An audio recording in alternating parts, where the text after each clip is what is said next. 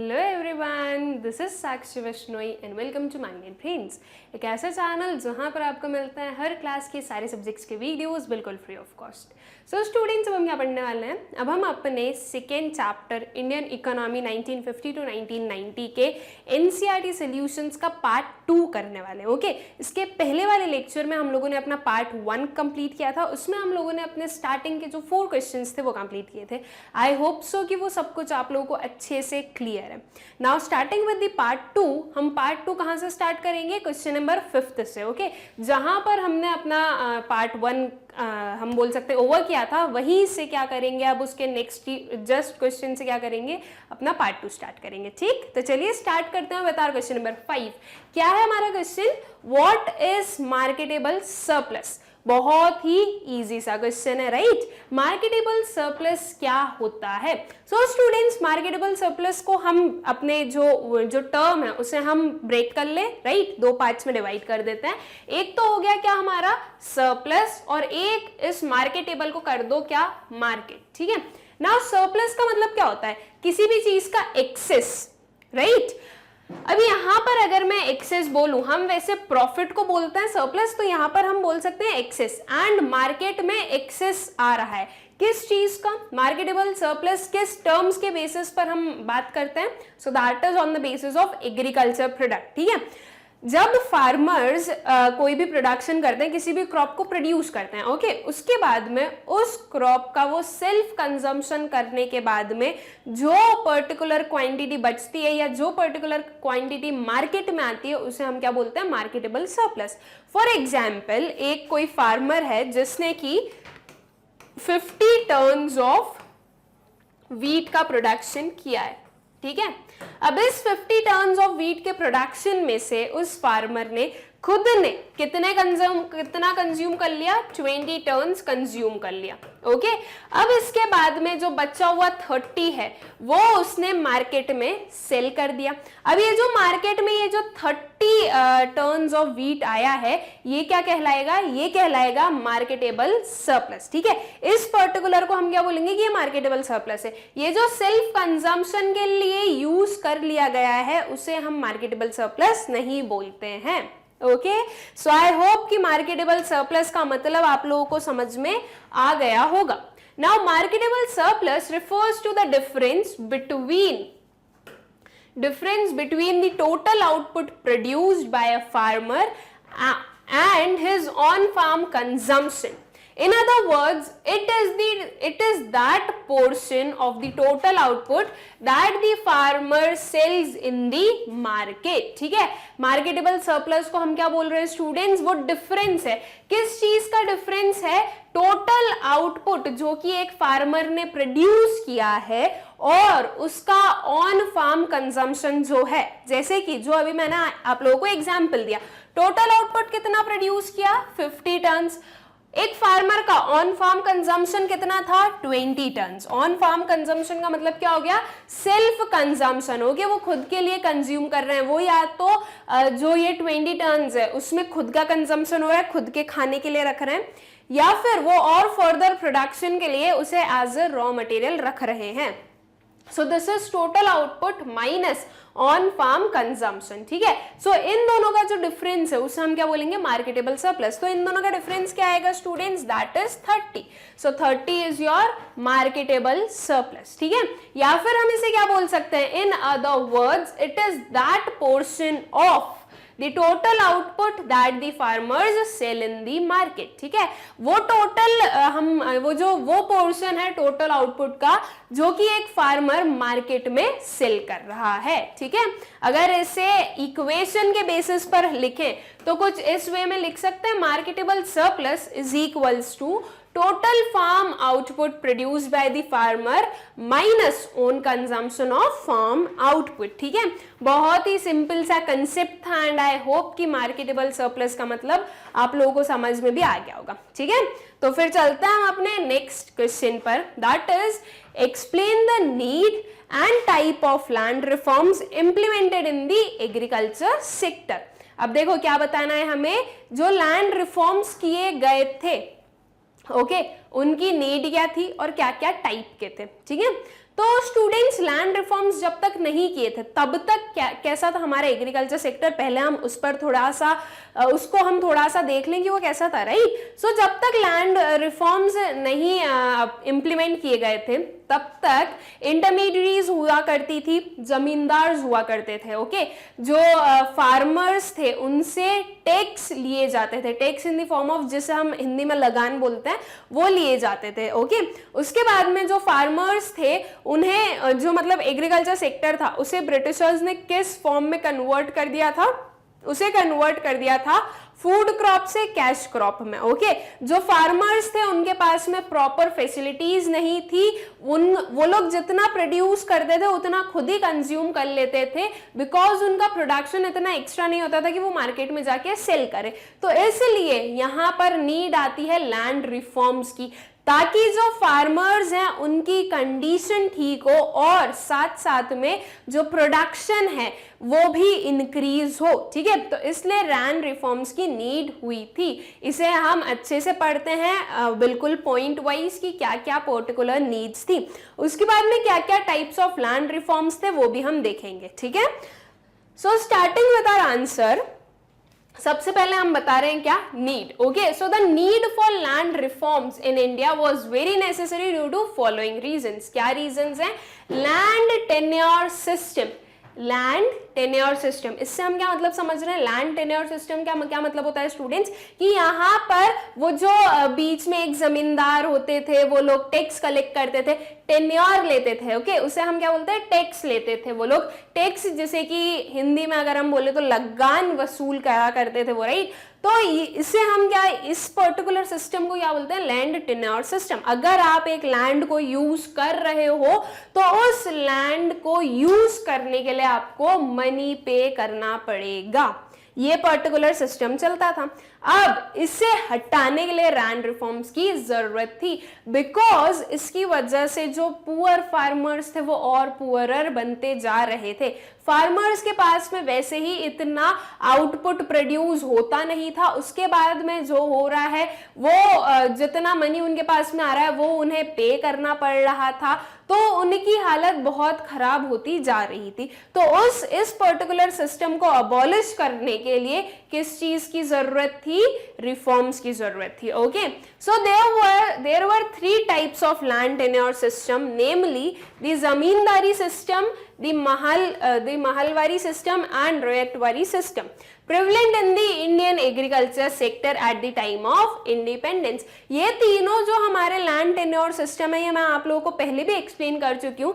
जब हम लोगों ने लैंड रिफॉर्म्स पढ़े थे अपने जब लेक्चर्स में, जब हम लोगों ने लैंड रिफॉर्म्स पढ़े थे उस टाइम पर मैंने ये लैंड टेन्योर सिस्टम के अंडर आपको ये तीनों सिस्टम्स समझाए थे कि इनमें क्या होता था। तो इनमें क्या होता था वो बेसिकली, अगर हम वापस एक बार रिवाइज करना चाहें तो कर सकते हैं, बहुत ही ईजी है। जमींदारी सिस्टम और महलवारी सिस्टम का ये सिस्टम था, मतलब कि उस सिस्टम में ये होता था कि एक कोई इंटरमीडिएट होता था बिटवीन अ फार्मर एंड जो गवर्नर थे या जो हमें गवर्न कर रहे थे वो, ठीक है। उस टाइम जो भी हमारी गवर्नमेंट थी वो, फार्मर और गवर्नमेंट के बीच में इंटरमीडिएरी हुआ करते थे। ये इंटरमीडिएरी फार्मर से कलेक्ट करते थे टैक्सेस, ओके, या हम बोल सकते हैं टेन्योर कलेक्ट करते थे, और फिर उसे यहां से कलेक्ट कर कर किसे देते थे? गवर्नमेंट को देते थे। अब इस बीच में यहां से लाना और यहां पर भेजना, इस बीच में जो इंटरमीडिएरीज थे वो अपना प्रॉफिट भी निकाल ही लेते थे। क्या करते थे? वो फार्मर्स से ज्यादा पैसा वसूल करते थे, गवर्नमेंट बोलती थी उससे ज्यादा पैसा वसूल करते थे, और वो जो ज्यादा जो एक्स्ट्रा अमाउंट उन्होंने लिया है वो खुद की पॉकेट में रखेंगे, और जितना गवर्नमेंट ने बोला या जितना ब्रिटिशर्स ने बोला हुआ रहता है उतना उन्हें दे देते थे, ठीक है।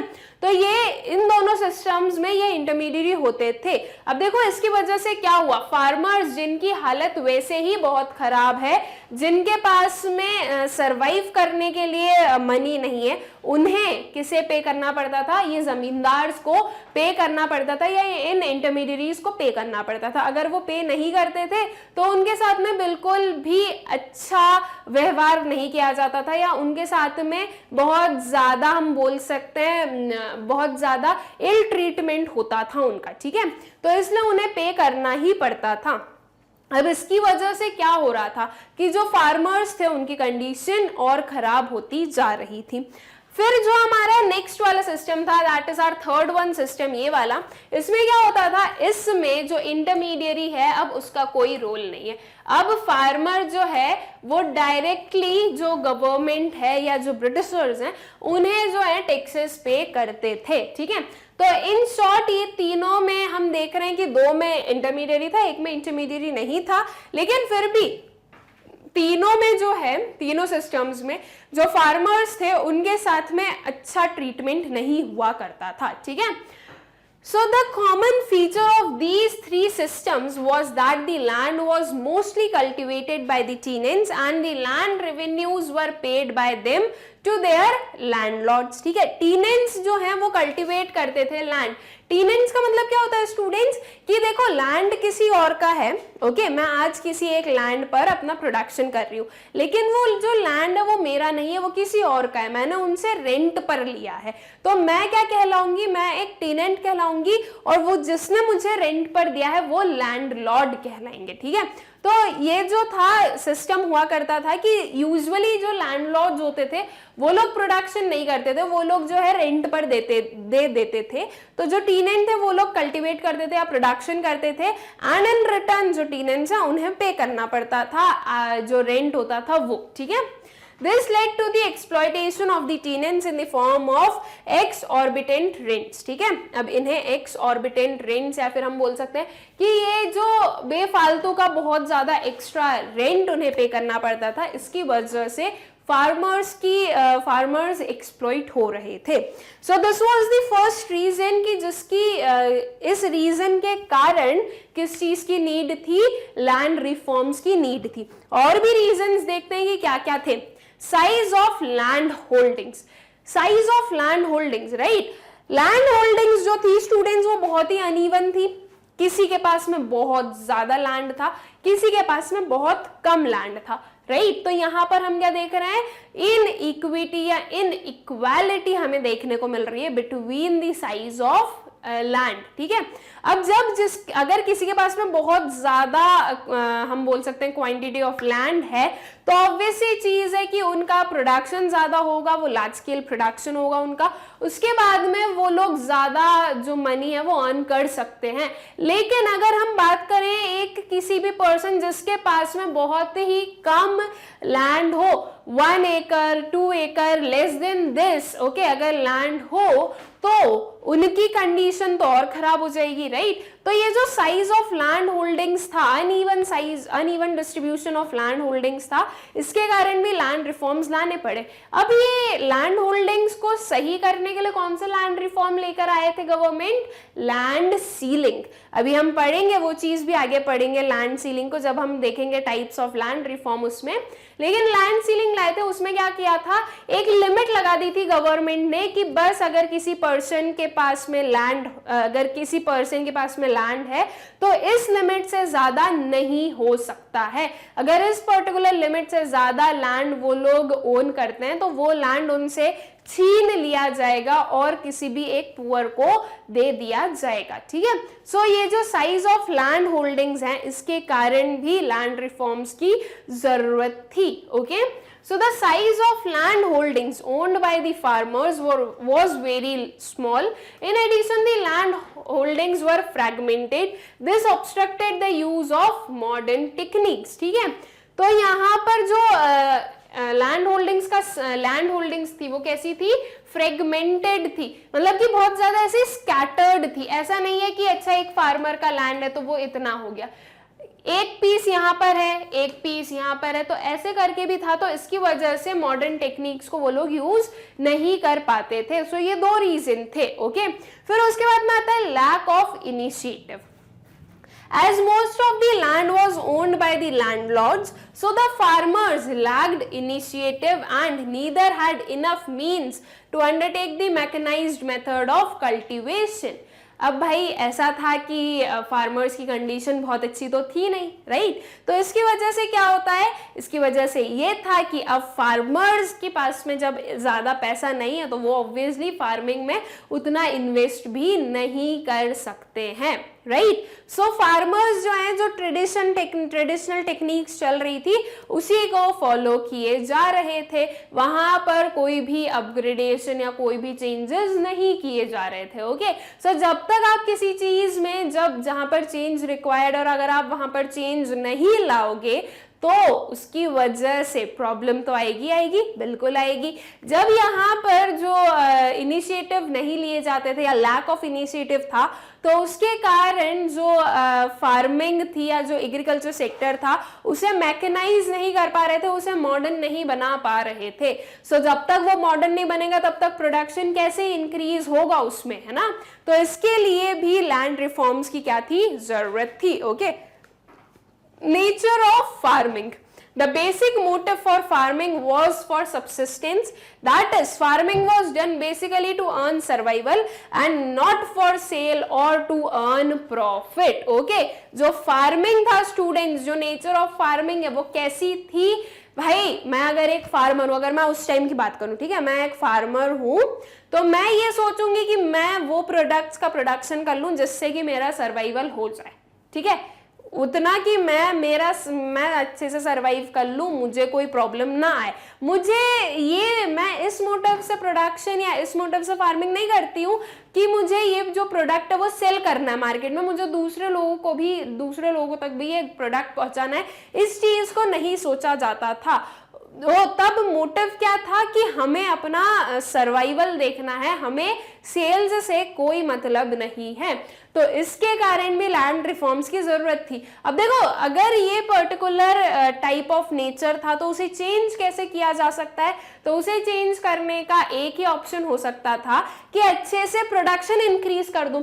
जब लोगों के पास में आउटपुट इतना हो जाएगा कि उनका सर्वाइवल भी हो जाएगा, ओके, वो खुद के कंजम्पशन हो जाएगा उनका, उसके बाद भी अगर कोई आउटपुट बचेगा तो एक फार्मर क्या करेगा, अल्टीमेटली उसको सेल ही करना पड़ेगा ना, राइट। वो अगर उसे स्टोर भी करेगा तो नेक्स्ट ईयर फिर वो और वापस जो है प्रोडक्ट्स हैं जो हैं वो ज्यादा हो जाएंगे, तो उसका स्टॉक बढ़ता जाएगा। एक टाइम आएगा जब उसके पास में इतनी स्पेस भी नहीं होगी वो इतने स्टॉक को रख सके, और अगर स्टॉक को रखने की प्रॉपर फैसिलिटीज नहीं होगी तो अगर कोई भी नेचुरल क्लामिटीज आई या हम बोल दे कि बारिश हो गई, बाहर रखा था अनाज, बारिश हो गई, तो उसकी वजह से वो क्या हो जाएगा, वो खराब हो जाएगा, राइट। तो जब एक पर्सन के पास में एक्स्ट्रा प्रोडक्शन होगा या एक्स्ट्रा आउटपुट होगा तो ऑब्वियस सी चीज है कि वो उसे क्या करेगा, उसे सेल कर देगा, राइट। सो ये नेचर ऑफ जो फार्मिंग था, ये जो फार्मिंग का जो एक मेंटालिटी थी कि हमें सर्वाइवल के लिए फार्मिंग करनी है, उसे चेंज करने की जरूरत थी, इसलिए भी लैंड रिफॉर्म्स की जरूरत थी। ओके, आई होप सो कि ये जो तीनों पॉइंट्स थे आप लोगों को अच्छे से क्लियर हो गए होंगे।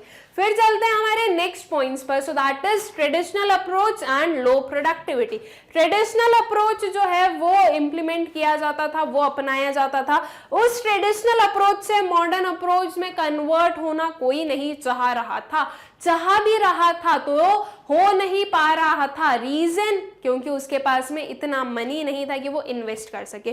दूसरी चीज, इतनी टेक्निक्स भी नहीं थी कि वो जो है अपना ये जो पूरा अपनी जो मेथड्स हैं वो चेंज कर सके। और जब ट्रेडिशनल अप्रोच था तो प्रोडक्टिविटी भी कैसी थी, लो थी, ठीक है।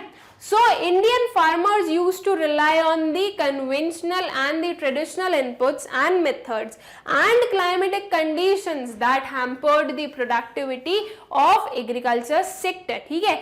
सब कुछ जो है वो हम पुराने तरीके से करेंगे और हम जो है नेचर पर डिपेंडेंट रहेंगे, क्लाइमेट पर डिपेंडेंट रहेंगे, वो जैसा भी क्लाइमेट होगा उसके अकॉर्डिंग प्रोडक्शन हो जाएगा। ओके, जैसे कि बारिश कम हुई तो किसी भी फार्मर के पास में इरिगेशन फैसिलिटी नहीं थी कि अगर ऊपर से पानी नहीं आ रहा है तो आप जो नीचे से आप जो पानी डाल सकते हो, जो बोरिंग के थ्रू या इरिगेशन फैसिलिटी होगी तो उसके थ्रू जो आप वाटर दे सकते हो आपके क्रॉप्स को, वो तक नहीं दिया जाता था। बिकॉज सोलली किस पर निर्भर थे फार्मर्स, क्लाइमेटिक कंडीशंस पे, ठीक है। तो जो आपके ट्रेडिशनल अप्रोच थे उनके कारण लो प्रोडक्टिविटी भी हुआ करती थी। जैसे कि हमें पता है कि आफ्टर ग्रीन रेवोल्यूशन जो प्रोडक्टिविटी है वो इंक्रीज हो गई थी, right. So after green revolution हुई, जब टेक्निक्स जो है वो चेंज की गई। जब तक टेक्निक्स चेंज नहीं हुई थी तब तक प्रोडक्टिविटी कैसी थी, लो ही थी। तो इसे चेंज करने की जरूरत थी, इसलिए भी जो लैंड रिफॉर्म्स हैं उनकी रिक्वायरमेंट थी, ठीक है। Then comes to absence of marketing system. Due to absence of well-developed marketing system, the farmers used to rely on the intermediaries to sell their product in the market. ठीक है, अब देखो ना तो फार्मर्स इतने पढ़े लिखे और ना ही मार्केट की जो कंडीशन है वो इतनी अच्छी, ओके। फार्मर्स के पास में इतना नॉलेज नहीं था कि अच्छा वो खुद भी जो है उनके कंज्यूमर्स को सेल कर सकते हैं गुड्स, ओके। फार्मर्स को क्या लगता था, जो इंटरमीडियरीज ने बोल दिया वही सब कुछ है, भैया इंटरमीडियरीज भगवान है, वो देवता है, उन्होंने जैसा बोल दिया वही सही है। एंड इंटरमीडियरीज क्या करते थे, फार्मर्स को एक्सप्लॉइट करते थे, ज्यादा अमाउंट लेते थे किससे, कंज्यूमर से, और फार्मर्स को एक बहुत ही कम अमाउंट देते थे, ओके। जो बचता था, जो इन दोनों के बीच में जो भी इन्होंने अपना जो प्रॉफिट बचाया होता है इंटरमीडियरीज ने, वो अपने पॉकेट में जाता था, ठीक है। तो जो इंटरमीडियरीज बोल देते थे वही सही होता था। फार्मर्स जो हैं अगर उन्हें कुछ सेल भी करना होता था तो वो किसी इंटरमीडियरी को जाकर सेल करते थे, जो कि उन्हें अच्छे से एक्सप्लॉइट भी करता था। These intermediaries used to purchase the farm products at a very low price and sell them at a higher price in market. Consequently, the correct profit share did not accrue to the farmer, and hence this led to the lack of finance and investment on farms. Okay, so I hope कि ये जो 6 points थे आप लोगों को अच्छे से clear हो गए होंगे कि क्या क्या ड्रॉबैक्स थे हमारी फार्मिंग में या एग्रीकल्चर सेक्टर में, और इन सारे ड्रॉबैक्स की वजह से जो लैंड रिफॉर्म्स हैं उनकी नीड थी, ओके। अब लैंड रिफॉर्म्स किन किन टाइप्स के थे वो हम देख लेते हैं। So that is the type of land reforms. अगर हम देखें तो फर्स्ट वाला क्या आ गया हमारा, अबॉलिशिंग इंटरमीडियरीज। जो जमींदार्स के बारे में हम लोगों ने पढ़ा, राइट, उन्हें क्या करना है, अबॉलिश करना है। अब इंटरमीडियरीज को हटाओ, डायरेक्ट किसका रिलेशनशिप होना चाहिए, फार्मर का रिलेशनशिप होना चाहिए डायरेक्ट किसके साथ में, गवर्नमेंट के साथ में, और जो कंज्यूमर्स हैं उनके साथ में। इंटरमीडियरीज को हटाओ, बिकॉज इंटरमीडियरीज जो हैं वो एक लार्ज पोर्शन या लार्ज शेयर ऑफ जो इनकम हुआ करती है, हो सकती है फार्मर की, उसे वो अपने पास रख लेते थे, ठीक है। So the prime focus of land reforms was to abolish intermediaries like zamindars, jagirdars, etc. There were many steps undertaken to make the tillers the owner of the land. ठीक है, इसके साथ साथ में इंटरमीडियरीज को हटाने के साथ साथ में ये स्टेप्स भी लिए गए थे कि जो टिलर्स थे, टिलर्स मतलब क्या हो गए, वो जो टीनेंट्स हम बोल रहे थे कि हम जो है रेंट पर काम कर रहे हैं, उन्हें लैंड का ओनर बनाने के लिए भी स्टेप्स जो हैं वो ली गई थी, okay. So this was our first land reform.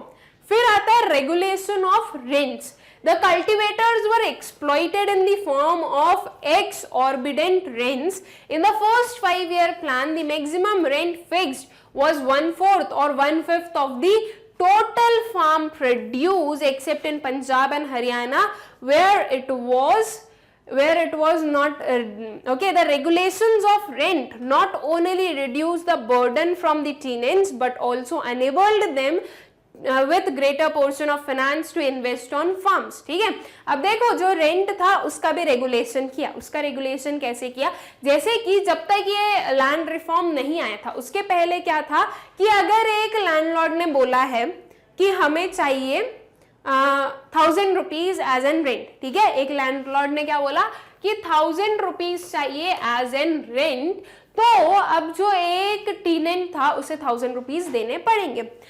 हो सकता है कि इस 1000 रुपीज का प्रोडक्शन या इस 1000 रुपीज के इक्वल के आउटपुट का प्रोडक्शन हुआ ही ना हो, ओके। हो सकता है कि सिर्फ और सिर्फ 500 रुपीज का जो आउटपुट है उनका प्रोडक्शन हो पाया हो।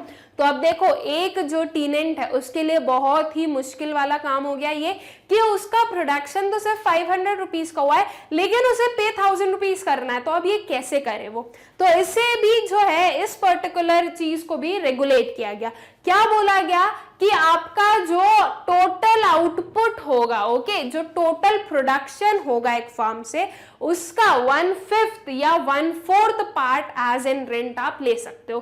तो ये जो 1000 रुपीज है ये डिफाइन नहीं करके रखोगे पहले से। अगर हम बोल रहे हैं कि आपके जो टोटल फार्म का आउटपुट है उसका 1/5 पार्ट आप ले सकते हो, तो इस 500 का 1/5 part that is 100 rupees as an rent जो है वो चार्ज किया जाएगा। ठीक है, अगर 1/4 बोल रहे हैं तो जैसे 1/5 फाइंड आउट किया वैसे 1/4 फाइंड आउट कर लेंगे।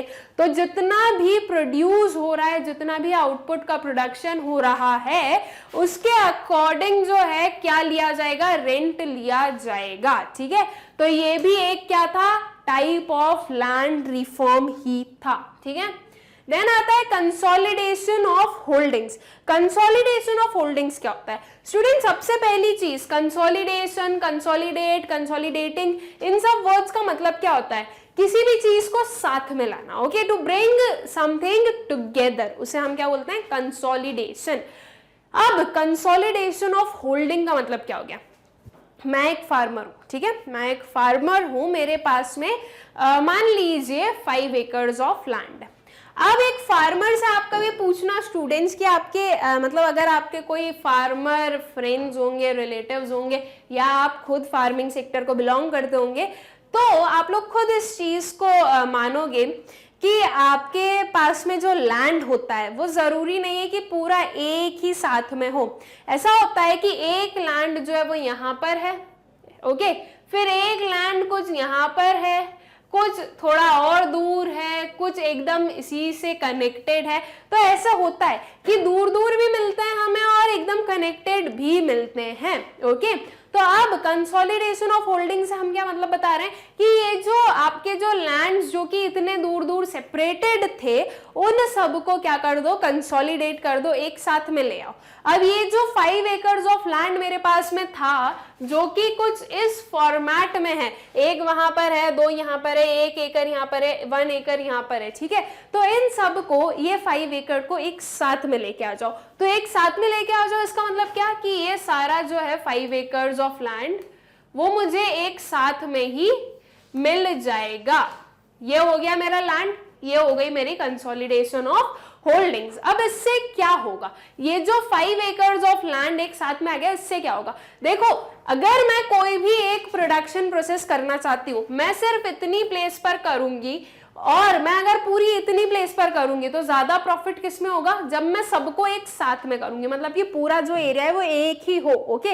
ये फार्मिंग सेक्टर में ऐसा ही होगा। अगर ये लार्ज स्केल पर मैं कोई भी प्रोडक्शन करूंगी तो वो ज्यादा बेटर है एज कंपेयर टू मैं एक स्मॉल सेक्टर पर कर रही हूँ। सो ये जो लैंड होल्डिंग्स थी उसे कंसोलिडेट करना भी एक काइंड ऑफ हमारा लैंड रिफॉर्म ही था। इसकी वजह से ये हुआ कि आपके जो मॉडर्न टेक्नोलॉजीज हैं वो आप इजीली यहाँ पर यूज कर सकते हो। अगर मैं एक ट्रैक्टर लेकर आऊं तो एक ट्रैक्टर के थ्रू यहाँ पर कल्टीवेशन करना थोड़ा सा मुश्किल है एज कंपेयर टू यहाँ पर मैं बहुत इजीली जो है ट्रैक्टर से कल्टीवेशन कर सकती हूँ। यहाँ पर तो भाई मैं अपने ट्रैक्टर को घुमाऊंगी तो वो घूमने में ही आधा एरिया कवर हो जाएगा और उसमें थोड़ी बहुत दिक्कत भी आती है, लेकिन जब आप लार्ज स्केल पर करोगे तो उसमें कम प्रॉब्लम्स होती है, ठीक है। तो इसलिए जो लैंड्स है उन्हें क्या किया गया था, कंसोलिडेट किया गया था, okay. As the land holdings were small and also fragmented. Fragmented का मतलब क्या, इधर उधर फैली हुई, ओके।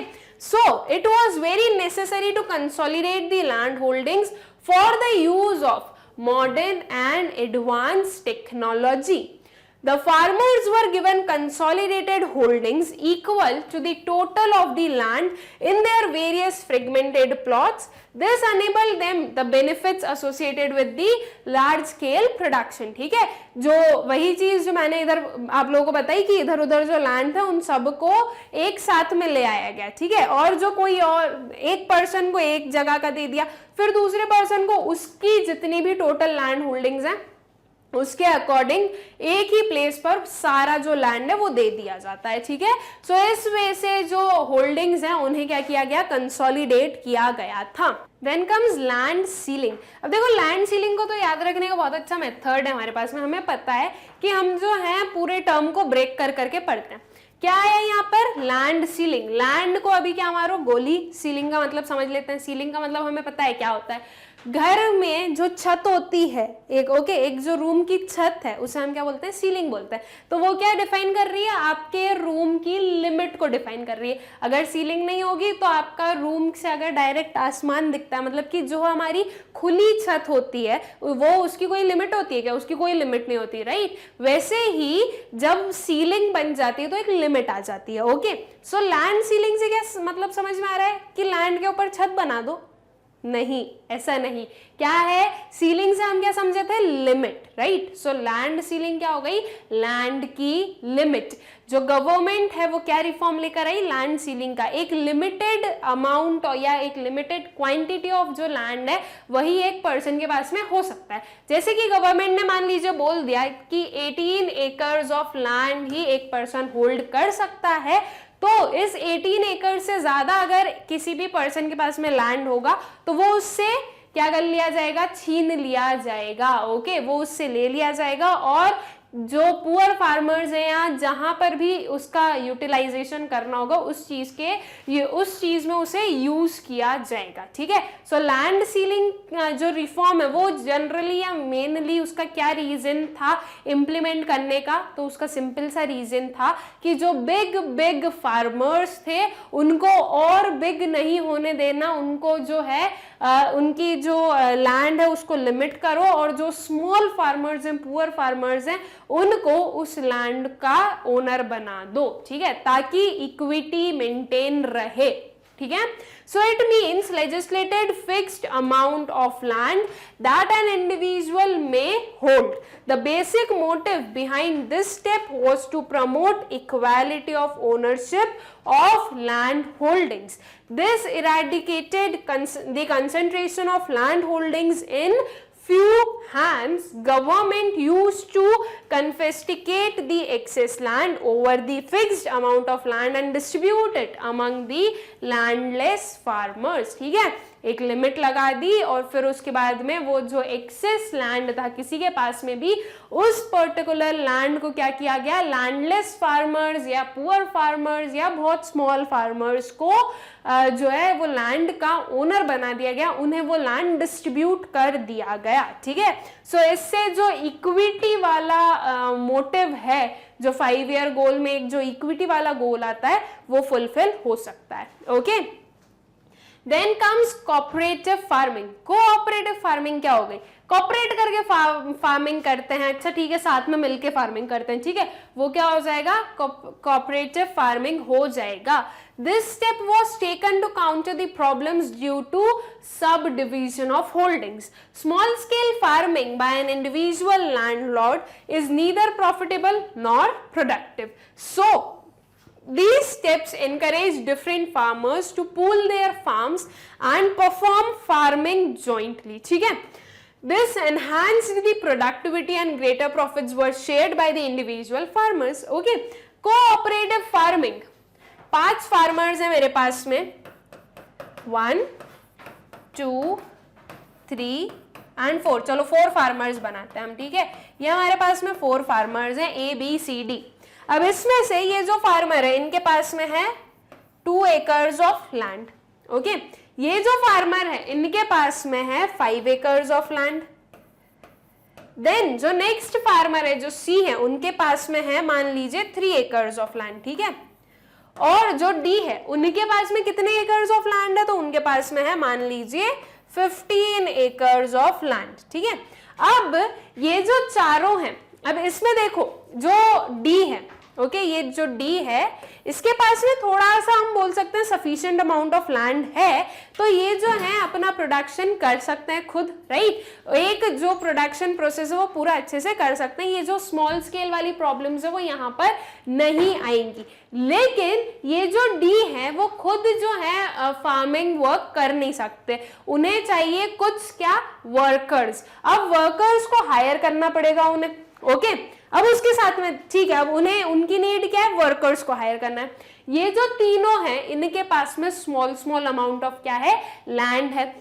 ये खुद जो है अपने लैंड पर काम करते हैं, ये किसी वर्कर को नहीं रखते। और इवन अगर उन्हें जरूरत होती है, मतलब कि अगर उनकी फाइनेंशियल कंडीशन के अकॉर्डिंग अगर उन्हें और मनी की रिक्वायरमेंट होती है तो दूसरों के फार्म्स में भी जाकर वर्क कर लेते हैं। अब एक दिन क्या हुआ, ये ए, बी, सी और डी तीनों कहीं पर मिले, इन्होंने अपनी अपनी जो प्रॉब्लम्स है वो रखी। जो डी की प्रॉब्लम थी वो क्या थी कि उन्हें वर्कर्स चाहिए, उन्हें वर्कर्स नहीं मिल रहे। जो ए बी सी की प्रॉब्लम थी वो क्या थी कि उनके पास एडिक्वेट अमाउंट ऑफ लैंड नहीं है, तो इसकी वजह से जो लार्ज स्केल प्रोडक्शन के जो बेनिफिट्स हैं वो उन्हें नहीं मिल पाते। और जो वो स्मॉल प्रपोर्शन है लैंड का, उसमें ना तो ज्यादा प्रोडक्टिविटी होती है और ना ही वो ज्यादा प्रॉफिट अर्न कर पाते हैं। तो इन चारों ने क्या डिसाइड किया कि चलो एक काम करते हैं, हम चारों मिलकर जो है फार्मिंग करेंगे, मिलकर फार्मिंग करेंगे। अब क्या हुआ, इनके पास में जो टोटल लैंड है वो कितना हो गया, 15 + 5 हो गया हमारा 20, एंड 20 + 5 कितना हो गया, 25 एकर्स, ठीक है। अब टोटल अमाउंट ऑफ लैंड कितना हो गया स्टूडेंट्स, 25 एकर्स हो गया। काफी हम बोल सकते हैं सफिशिएंट अमाउंट है ये। उसके बाद में ये जो डी है इसके पास में सबसे ज्यादा लैंड तो है, लेकिन इसे क्या चाहिए, वर्कर्स चाहिए थे। तो इसने बोला कि मैं देखो अपने पूरा 15 एकर्स ऑफ लैंड दे रहा हूं, लेकिन काम जो है वो तुम लोगों को करना पड़ेगा। इन तीनों ने बोला एक्सेप्टेबल, हम जो है काम कर देंगे, बस अब आपका लैंड दे दीजिए। तो अब इन चारों ने मिलकर इस जो 25 एकर्स ऑफ लैंड है उस पर क्या किया, प्रोडक्शन किया। अब उससे जो भी रिजल्ट आया, जो भी प्रोडक्ट्स आए, उसे उन्होंने डिवाइड कर लिया, जो भी पर्टिकुलर प्रोपोर्शन उन लोगों का डिसाइड हुआ होगा। डी का सबसे ज्यादा एकर्स ऑफ लैंड है तो उसे ज्यादा प्रोपोर्शन मिला, लेकिन तो भी उसने क्या किया है कि जो उसने खुद ने काम नहीं किया, इन तीनों ने काम किया, तो इन तीनों को काम करने का शेयर भी तो मिलना चाहिए। इसलिए जो भी उनका एक एप्रोप्रिएट, उनकी जो हम बोल सकते हैं म्यूचुअल अंडरस्टैंडिंग से जो भी प्रोपोर्शन डिसाइड हुआ होगा आउटपुट का, वो आउटपुट वो लोग आपस में क्या कर लेते हैं, डिस्ट्रीब्यूट कर सकते हैं, ठीक है। तो ये किस चीज का कंसेप्ट हुआ, ये कंसेप्ट हुआ कोऑपरेटिव फार्मिंग का, ठीक है। कि यहाँ पर देखो इनके पास में small small acres of land थे, स्मॉल स्मॉल लैंड होल्डिंग्स थी, उनके पास में ज्यादा था लेकिन उनकी अलग प्रॉब्लम थी। तो सारी प्रॉब्लम को हटाने के लिए, जो ये प्रॉब्लम्स के क्लैशेस ना हो, ऐसी उन्होंने एक जो है सोल्यूशन निकाला और क्या किया, कोऑपरेटिव फार्मिंग की, ठीक है। मतलब कि साथ में मिलकर फार्मिंग क्या की गई, जॉइंटली की गई थी। ओके, सो ये भी एक काइंड ऑफ हम बोल सकते हैं रिफॉर्म है जो कि हमें फार्मिंग सेक्टर में देखने को मिला था। So these were students types of reforms, and I hope कि आप लोगों को लैंड रिफॉर्म्स का मतलब लैंड रिफॉर्म्स कौन कौन से हुए थे वो, और जो हमारे लैंड रिफॉर्म्स की नीड थी वो, ये दोनों चीजें आप लोगों को अच्छे से समझ में आ गई होगी। नाउ स्टूडेंट्स, लैंड रिफॉर्म्स और जो ग्रीन रेवोल्यूशन वाला जो रिफॉर्म है, दोनों डिफरेंट है, ओके। दोनों एग्रीकल्चर सेक्टर पर हुआ था, लेकिन जो ग्रीन रेवोल्यूशन है वो लैंड रिफॉर्म का पार्ट नहीं होता है, इसलिए कभी भी ग्रीन रेवोल्यूशन को लैंड रिफॉर्म में लेकर नहीं आना। लैंड रिफॉर्म में सिंपल मतलब क्या है कि जो लैंड है उसके ऊपर कोई भी चेंजेस करना है, ठीक है, या उससे रिलेटेड कोई भी रिफॉर्म करना है, ओके। सो आई होप कि ये पर्टिकुलर क्वेश्चन आप लोगों को अच्छे से समझ में आ गया होगा। फिर चलता हूं अपने नेक्स्ट क्वेश्चन पर, दैट इज क्या है हमारा question number 7, what is green revolution, why was it implemented and how did it benefit the farmers, explain in brief. अब हमें क्या बताना है, ग्रीन रेवोल्यूशन क्या है, ओके। उसके बाद में क्यों ग्रीन रेवोल्यूशन को इंप्लीमेंट किया गया था और कैसे ग्रीन रेवोल्यूशन ने बेनिफिट किया फार्मर्स को, इस चीज को हमें एक्सप्लेन करना है। ग्रीन रेवोल्यूशन कब आया था स्टूडेंट्स हमारे इंडिया में? That was in 1966, right? कौन father of green revolution in India किसे बोलते हैं हम? MS स्वामीनाथन। ये सिर्फ इंडिया के बोलेंगे, ओके? अगर सबसे पहले हम बात करें कि ग्रीन रेवोल्यूशन कहां पर आया था, सो इन 1940s ग्रीन रेवोल्यूशन मेक्सिको में आया था, और मेक्सिको को ही देखकर हम अपनी कंट्री में ग्रीन रेवोल्यूशन लेकर आए थे, ओके?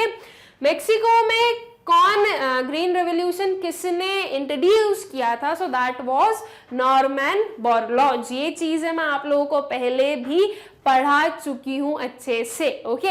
हमारे जो लास्ट वाला जो वीडियो था, पार्ट 1 था, उसमें भी एक क्वेश्चन में मैंने आप लोगों को ये बताया था, एंड इसके पहले भी जब हम लोगों ने ग्रीन रेवोल्यूशन पढ़ा था तो इसे हमने पढ़ा ही था। सो ये एक सिर्फ क्या था, एक बहुत सा ब्रीफ सा मैंने आप लोगों को उसका कैसे किसने इंट्रोड्यूस किया ये बताया। अब क्या होता है, क्यों किया गया, ये सब कुछ जो है हम इसके आंसर में देख लेते हैं कि क्या क्या हमें लिखना है। So due to low productivity, frequent occurrence of famines and low levels of agriculture products in the later half of the second 5-year plan was happening, ठीक है? A team was formed to suggest various ways to counter these problems. जो productivity थी वो कैसी थी? बहुत लो थी। लो क्यों थी स्टूडेंट्स? बिकॉज कुछ भी सब कुछ बिल्कुल हम बोल सकते हैं ट्रेडिशनल मेथड पे चलता था, कोई भी उसमें चेंजेस नहीं हो रहे थे, ना ही किसी काइंड का इन्वेस्टमेंट में चेंजेस हो रहे थे, तो जो पुराना जैसा चल रहा था वैसा चल रहा था, राइट? ना प्रॉपर इरिगेशन फैसिलिटी, ना प्रॉपर सीड्स, फर्टिलाइजर्स, पेस्टिसाइड्स, कुछ भी नहीं थे। तो इसकी वजह से जो प्रोडक्टिविटी थी वो कैसी थी? लो थी। और लो प्रोडक्टिविटी थी तो इसके कारण क्या ऑकर होते थे? फेमाइन्स आते थे। फेमाइन्स क्या हो गया? हम क्या बोलेंगे हम फेमाइन्स को? दैट वुड बी भूखमरी, ठीक है? कि लोगों को भूखे रहने की वजह से उनकी डेथ हो रही थी, स्टारवेशन हो रहा था, ठीक है? सो लो प्रोडक्टिविटी के कारण जब लोगों के पास में खाने के लिए कुछ नहीं है तो उसकी वजह से फेमाइन्स हो रहे थे, और फेमाइन हो रहे थे तो that was not a good thing. उसकी वजह से जो आपकी कंट्री है उस पर बहुत ज्यादा इफेक्ट पड़ रहा था। सो इस जो लो प्रोडक्टिविटी है, ये जो low levels of agriculture product है, ये जो बार बार फेमाइन्स आ रहे थे, इन सब को ठीक करना बहुत ही ज्यादा जरूरी हो चुका था।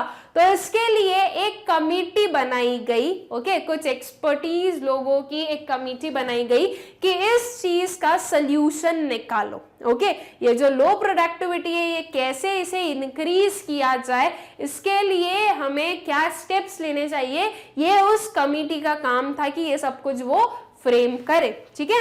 As per the recommendations of the team, government introduced the use of HYV seeds, modern techniques and inputs like fertilizers, irrigation facilities and subsidized credit, ठीक है? अब जैसे कि उन लोगों की जो भी मीटिंग वगैरह हुई, उन लोगों का जो भी रिसर्च वगैरह था, उसके बाद में वो लोग इस पर्टिकुलर कंक्लूजन पर पहुंचे कि उन्हें HYV सीड्स का यूज करना है। HYV सीड्स का मतलब क्या होता है? High yielding variety of seeds, ठीक है? ऐसी सीड्स जो कि हाई यील्ड प्रोवाइड करती थी। ये high yielding variety of seeds जो है वो सबसे पहले हमें राइस एंड व्हीट में देखने को मिली थी, एंड लेटर ऑन वो दूसरी क्रॉप्स में भी जो है हमें HYV सीड्स देखने को मिले थे, ठीक है?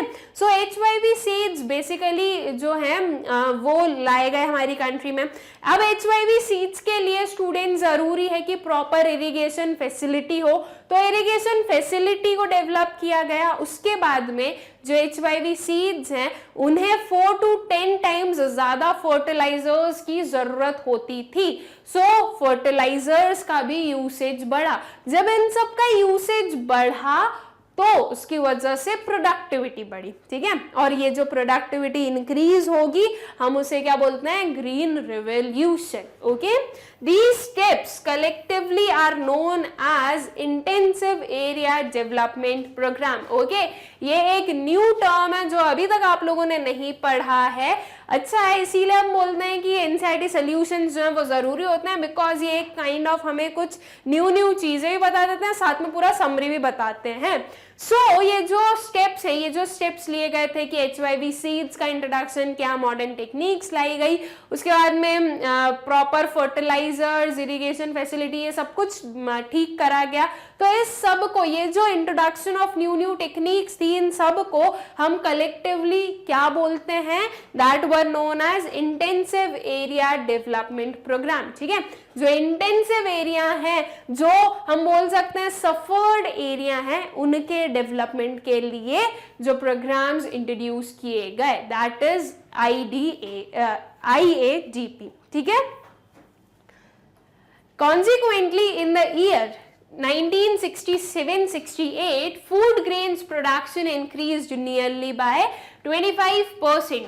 अब ये जो ग्रीन रेवोल्यूशन था, या ये जो HYV सीड्स और इन सब के कारण, ये जो न्यू टेक्नोलॉजीज यूज की गई थी, इसके कारण जो प्रोडक्शन था, जो एग्रीकल्चर प्रोडक्शन था, वो इंक्रीज हो गया था 25% से। ठीक है, due to its substantial increase of food grains production, this outcome is known as green revolution। Okay, ये जो substantial increase हुआ था food grain production में, इसे हम क्या बोलते हैं, green revolution बोलते हैं। The word green revolution comprises of two words। अब इसके जो दोनों words है, एक हो गया green और एक हो गया revolution, ये क्या बता रहा है, green that is associated to crops. Okay, crops जो है वो आपको ऐसे हरा भरा खेत दिखता है, so that is green is what, crops, and revolution is associated with substantial increase. ठीक है, इसलिए इसका नेम हुआ green revolution. Now I hope कि ग्रीन रेवोल्यूशन का जो मतलब है वो आप लोगों को अच्छे समझ में आ गया होगा। व्हाट इज ग्रीन रेवोल्यूशन वाला जो क्वेश्चन है, ये आई होप सो कि अच्छे से क्लियर हो गया होगा।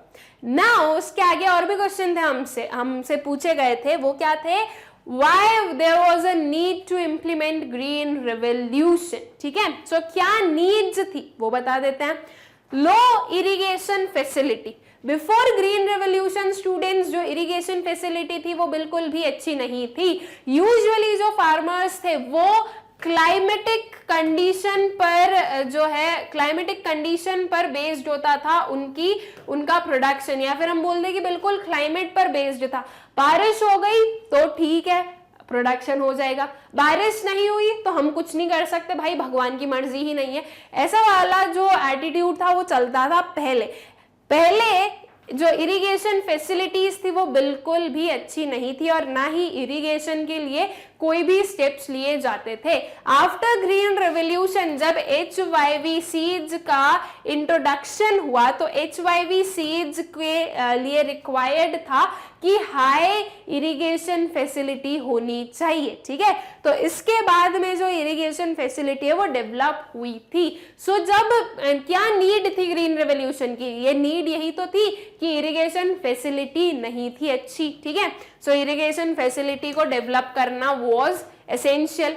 Then conventional and traditional approach, पहले जो हमारा फार्मिंग था उसमें ट्रेडिशनल अप्रोच यूज किया जाता था। ओके, ट्रेडिशनल अप्रोच से के थ्रू ही जो प्रोडक्शन प्रोसेस है वो हमें देखने को मिलती थी।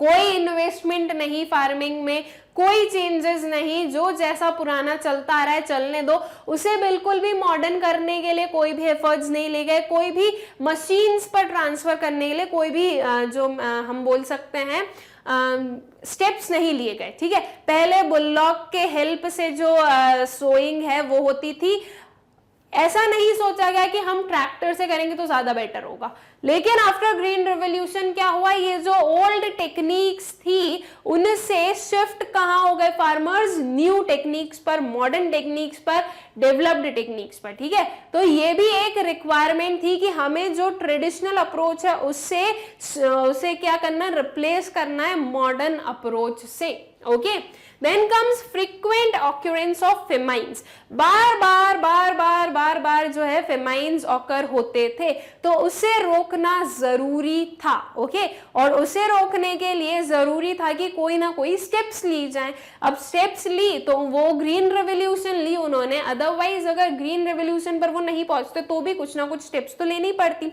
और यहाँ पर जो ग्रीन रेवोल्यूशन है वो क्या बता रहा है कि आपने जो आपका पूरा प्रोडक्शन है उसे कैसे चेंज किया था, ओके, और क्यों चेंज किया था। तो क्यों चेंज किया था, क्या ये आंसर्स हैं कि इन सारे ड्रॉबैक्स की वजह से रिक्वायर्ड था कि कुछ यहाँ पर जो है ऐसी कोई स्टेप्स या ऐसी कोई पॉलिसीज फ्रेम की जाए जिससे कि प्रोडक्शन इंक्रीज हो सके, ठीक है। लैक ऑफ फाइनेंस, पहले लोगों के पास में पैसे नहीं हुआ करते थे, पैसे तो ग्रीन रेवोल्यूशन के बाद में भी नहीं थे। ऐसा नहीं है कि अच्छा फार्मर्स ने सुना कि ग्रीन रेवोल्यूशन नाम की कोई चीज आ रही है, या फिर हम ये बोलें कि HYV सीड्स नाम की कोई सीड्स आ रहे हैं, कुछ मॉडर्न टेक्निक्स आ रही है, तो हमारे पास में अभी मनी आ गया है, हम वो उससे परचेज कर ले, ऐसा कुछ नहीं है। पहले गवर्नमेंट जो थी वो कोई भी स्टेप्स नहीं ले रही थी। ये जो सारा हम बोल सकते हैं ये जो इन्वेस्टमेंट करना चाहिए था जो कि गवर्नमेंट को, वो नहीं कर रही थी एग्रीकल्चर सेक्टर में। लेकिन जब ग्रीन रेवोल्यूशन आया, या फिर वी शुड से जब HYV सीड्स का इंट्रोडक्शन हुआ, तो गवर्नमेंट ने भी प्रॉपर मेजर्स लिए कि वो क्रेडिट प्रोवाइड करे लोगों को, ताकि जो स्मॉल फार्मर्स हैं वो भी जो ये HYV सीड्स हैं उनका बेनिफिट ले सके, ठीक है। अब जो गवर्नमेंट थी वो भी लीनियंट हो गई थी, गवर्नमेंट भी सोच रही थी कि उन्हें भी प्रोडक्शन इंक्रीज करवाना है तो उन्हें ये स्टेप्स लेनी पड़ेगी। लोगों के पास में पैसा नहीं है इन्वेस्ट करने के लिए, तो गवर्नमेंट हेल्प करेगी उन्हें, ओके, गवर्नमेंट उन्हें पैसा देगी ताकि वो लोग इन्वेस्टमेंट कर सके, ठीक है।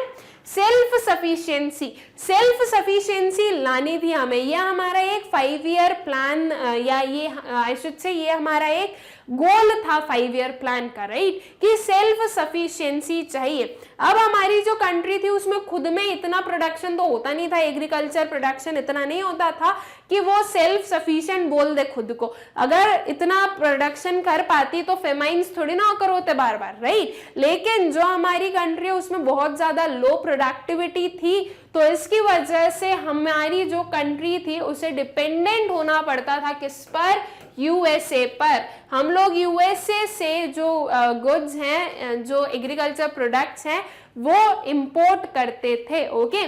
तो हमें अपनी कंट्री को सेल्फ सफिशिएंट भी बनाना था, इसलिए भी एग्रीकल्चर सेक्टर को ट्रांसफॉर्म करना जरूरी था, ठीक है।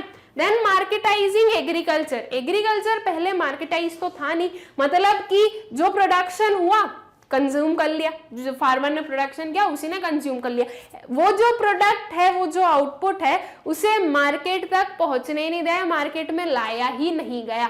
सो ये जो एग्रीकल्चर था वो बिल्कुल भी मार्केट तक नहीं आया था, राइट। तो अब एग्रीकल्चर को मार्केटाइज भी करना था, तभी तो वो सेक्टर ग्रो करेगा, तभी उसमें जो लोग हैं वो प्रॉफिट अर्न करेंगे, और तभी जो हमारी कंट्री वो सेल्फ सफिशिएंट बनेगी।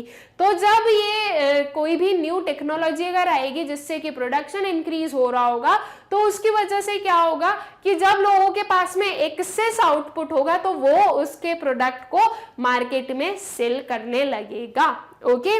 सो ये कुछ नीड्स थी जिसकी वजह से ग्रीन रेवोल्यूशन को लाना जरूरी था, एंड आई होप सो कि यह आप लोगों को अच्छे से क्लियर हो गई होगी, ओके।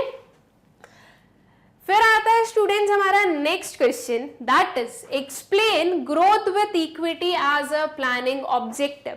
नाउ हम लोगों ने अपने 4 ऑब्जेक्टिव्स पढ़े हैं, 4 हमारे बेसिक गोल्स पढ़े हैं जो कि हर एक 5 ईयर प्लान में होने चाहिए। कौन कौन से? Growth, modernisation, equity and self reliance, right. ये 4 जो गोल्स पढ़े हैं वो होने ही चाहिए। नाउ उसमें से हम ये जो क्वेश्चन है उसने 2 गोल्स लिए, कौन कौन से? ग्रोथ और इक्विटी। ग्रोथ भी चाहिए किसके साथ में? इक्विटी के साथ में। इस चीज को एक्सप्लेन करना है हमें। ग्रोथ क्या हो गया कि आप जो हो किसी भी सेक्टर में ग्रो कर रहे हो, जो आउटपुट है वो इंक्रीज हो रहा है, ठीक है। जो न्यू टेक्निक्स हैं उन्हें आप इंप्लीमेंट कर रहे हो या उन्हें आप यूज कर रहे हो फर्दर प्रोडक्शन के लिए, तो आप ओवरऑल जो हो किसी भी सेक्टर में ग्रो कर रहे हो। इक्विटी का मतलब क्या हो गया स्टूडेंट्स? इक्विटी का एकदम बेसिक मतलब तो ये हो जाएगा कि किसी भी पर्सन के पास में इतना मनी होना चाहिए, इतने रिसोर्सेज होना चाहिए कि उसका सर्वाइवल इजीली हो सके। एंड इक्विटी का एक और इसी के साथ में क्या मतलब हो जाएगा कि जो इनकम गैप है, ओके, बहुत रिच और बहुत पुअर के बीच में जो इनकम गैप है वो मिनिमम रखना है, ओके। सो हमारी कंट्री में हमें ग्रोथ भी चाहिए और इक्विटी भी चाहिए। नाउ ग्रोथ इक्विटी के साथ में कैसे, ये चीज को हमें क्या करना है, एक्सप्लेन करना है। So the growth and equity are two important aspects of India's 5-year plans. While growth refers to the increase in GDP over a long period of time, equity refers to an equitable distribution of GDP so that benefits due to higher economic growth are shared by all the sections of the population. GDP में increase, इससे मतलब हम क्या बोल रहे हैं कि जो टोटल आपके जो प्रोडक्ट्स हैं, जो आउटपुट्स हैं, उनमें इंक्रीज, ठीक है। जीडीपी क्या होता है, ग्रॉस डोमेस्टिक प्रोडक्ट, कितने प्रोडक्ट्स जो हैं, कितने जो आउटपुट्स हैं वो प्रोड्यूस किए जाते हैं आपकी कंट्री में। हम मार्केट वैल्यू के बेसिस पर बताते हैं, राइट, कि जो मार्केट में कितनी वैल्यू है गुड्स की। अब देखो ऑब्वियस सी चीज है, किसी भी चीज का प्रोडक्शन आप कैसे बताओगे कि कितना प्रोडक्शन हो रहा है। मैं बोल दूं कि 5 यूनिट्स का प्रोडक्शन हो रहा है, या फिर मैं बोल दूं कि 50 रुपीज के आउटपुट प्रोड्यूस हुए। मान लीजिए वो जो 5 यूनिट थे वो 10-10 रुपए के एक थे, तो अगर मैं ये भी बोल दूं तो भी सही है। सो आपका जो जीडीपी है वो आपको क्या बता रहा है, value of total goods, total output, ठीक है, प्रोड्यूस ड्यूरिंग अ ईयर। अब जो ग्रोथ है वो आपको बताती है इंक्रीज इन जीडीपी, और इक्विटी क्या बताती है कि इसी जीडीपी को आपको इक्विटेबल डिस्ट्रीब्यूशन करना है। मतलब कि जो जीडीपी, जो गुड्स को आप सेल करोगे उससे लोगों की इनकम होगी, ओके। तो वो जो इनकम आ रही है वो इक्विटेबल डिस्ट्रीब्यूट होनी चाहिए, okay. Equity implies social justice. Growth itself is desirable, but growth in itself does not guarantee the welfare of people. Okay, growth बिल्कुल चाहिए, लेकिन growth जो वेलफेयर नहीं बताती। हो सकता है कि ग्रोथ तो हो रही है कंट्री की, लेकिन इस ग्रोथ, ये जो ग्रोथ में जो पोर्शन के कारण, जिस पर्टिकुलर सेक्टर के कारण ग्रो हो रहे हैं, वो सिर्फ कुछ 1-2 फैमिलीज हो जो कि बहुत अच्छा परफॉर्म कर रही हो, जिनने सारे प्रोडक्शन यूनिट्स जो है वो अपने अंडर करके रखे हो, तो सिर्फ उनके कारण ग्रोथ हो रही हो। तो ऐसी ग्रोथ जो है वो वेलफेयर के साथ में काम नहीं कर रही है। We want growth with welfare, इसलिए ग्रोथ जो है वो इक्विटी के साथ में होनी चाहिए। Growth is assessed by the market value of goods and services, and it may be possible that the goods and services that are produced may not benefit the majority of population. ठीक है, वही चीज जो मैंने आपको अभी बताई कि हो सकता है कि ग्रोथ जो है वो सिर्फ कुछ लोगों के कारण हो रही हो, तो जो बाकी के लोग हैं उनके बेनिफिट में तो ये ग्रोथ है नहीं, तो बाकी के लोगों के लिए भी अगर ग्रोथ सही है या बाकी के लोगों का भी हमें वेलफेयर देखना है, तो हम क्या बोलेंगे कि इक्विटी भी होनी चाहिए, ठीक है। सो ग्रोथ एंड इक्विटी जो है वो साथ में देखने को मिलना चाहिए हमें, okay. In other words, only a few with high level of living and money income may get the share of GDP. Hence, growth with equity is a rational and desirable objective of planning. ठीक है, जो चीज मैंने अभी तक बोली भाई उसी को यहाँ पर हमने क्या कर दिया, इंग्लिश में अच्छे से एक सेंटेंस बनाकर लिख दिया, ठीक है। This objective ensures that the benefits of high growth are shared by all the people equally, and hence this not only leads to reduction of inequality of income, poverty promotion or egalitarian society, but also enables everyone to be self-reliant. ठीक है, ये जो growth और equity साथ में जब आते हैं तो ये जो पर्टिकुलर ऑब्जेक्टिव है ये क्या चीज कंपीट कर रहा है, ये सिर्फ और सिर्फ ग्रोथ नहीं बता रहा, ये साथ साथ में जो इनइक्वालिटी ऑफ इनकम है उसे हटा रहा है, जो पावर्टी है उसे हटा रहा है, ठीक है, जो इकोनॉमी है उसे एक ऐसी इकोनॉमी बना रहा है जिसमें कि हमें इक्वालिटी या equity, I should say equity देखने को मिलती हो, ठीक है। Therefore, to conclude, it can be said that the growth with equity is the most important objective of an economic planning. सिर्फ ग्रोथ ग्रोथ ग्रोथ ग्रोथ हो तो वो भी सही नहीं है, और सिर्फ अगर इक्विटी इक्विटी हो तो वो भी सही नहीं है. इसे साथ में रखना जरूरी है, ठीक है, कि ग्रोथ भी हो रही है और साथ में हमें इक्विटी भी देखने को मिल रही है.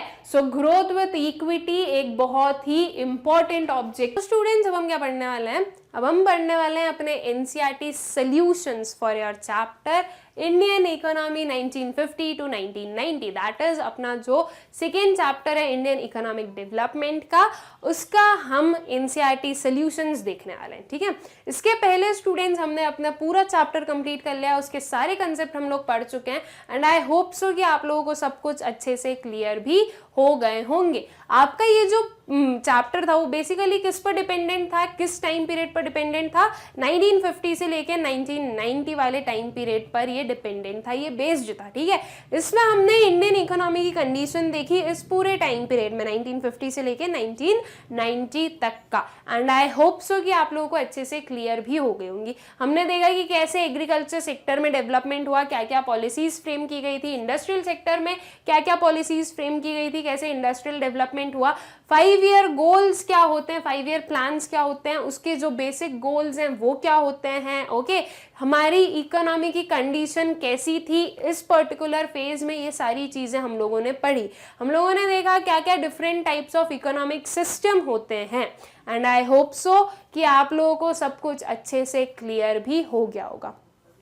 नाउ स्टूडेंट्स, हमें इसका लास्ट पार्ट करना है, दैट इज हमें इसके एनसीईआरटी क्वेश्चंस सॉल्व करना है. आपके जो एनसीईआरटी क्वेश्चंस है इस चैप्टर के वो थोड़े नंबर में ज़्यादा है, मतलब कि वो एक वीडियो में मैं अगर कवर करती तो आपकी वीडियो की लेंथ बहुत ज़्यादा बड़ी हो जाती. इसलिए हमने क्या किया है, आपके सारे जो एनसीईआरटी क्वेश्चंस हैं उन्हें 4 पार्ट्स में डिवाइड किया है. सो ये जो पर्टिकुलर लेक्चर है इसमें हम अपना पार्ट 1 कंप्लीट करेंगे, जिसमें कुछ 5 to 6 क्वेश्चंस होंगे आपके, एंड फिर जो रिमेनिंग क्वेश्चंस हैं वो और फर्दर कुछ पार्ट्स में डिवाइड होकर हम लोग सारे कंप्लीट करेंगे, ठीक है.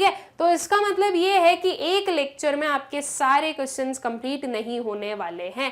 सो आप लोग ये मत बोलिएगा कि मैम आपने सारे क्वेश्चंस कंप्लीट नहीं करवाए. एक वीडियो को देखकर ये मत बोलिएगा, मैं सारे क्वेश्चंस कंप्लीट करवाऊंगी. वो लाइन बाय लाइन आपके पास में आते जाएंगे सारे वीडियोस, और आप लोगों को प्लेलिस्ट में सब कुछ सीक्वेंस में मिल जाएगा, with starting with part 1, part 2, part 3, सब कुछ आपको सीक्वेंस में मिल जाएगा. Okay, so I hope so कि इतनी बातें आप लोगों को अच्छे से क्लियर हो गई है. अब स्टार्ट करते हैं हम अपने क्वेश्चन नंबर 1 से. सो क्या है हमारा क्वेश्चन नंबर 1?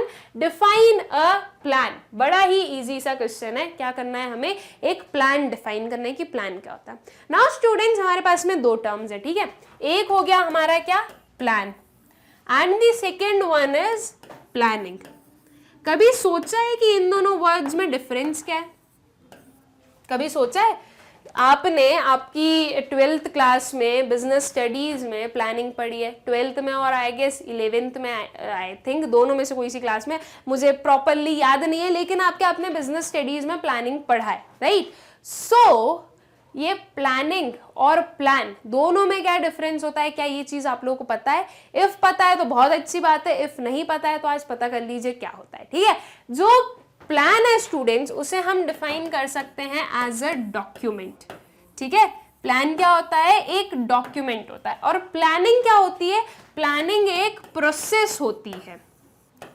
मतलब कि दोनों का काम सेम ही, मतलब कि दोनों का जो एंड रिजल्ट है वो सेम ही रहेगा. ये डॉक्यूमेंट बनाया गया किस मोटिव से? ये देखने के लिए कि आपका जो ऑब्जेक्टिव है या आपका जो गोल है वहां तक आप कैसे पहुंचोगे, ठीक है. इस पर्टिकुलर वे में या इस पर्टिकुलर सेंस से आपका जो प्लान है वो बनाया गया, ठीक है. फिर उसके बाद में जो आपकी प्लानिंग है वो भी क्यों की जाती है, या प्लानिंग की जो प्रोसेस है वो भी क्यों की जा रही है?